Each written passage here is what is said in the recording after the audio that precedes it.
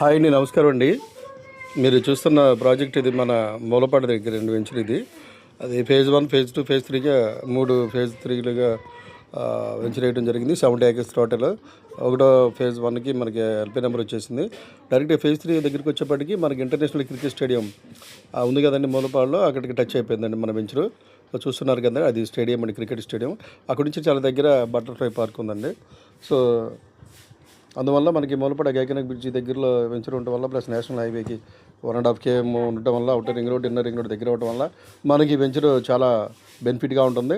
మనకి క్యాపిటల్కి కూడా బ్రిడ్జి మీద పడుతుంటే క్యాపిటల్కి వచ్చి ఒక 5 కిలోమీటర్లు మనం క్యాపిటల్లోకి వెళ్ళిపోతాం.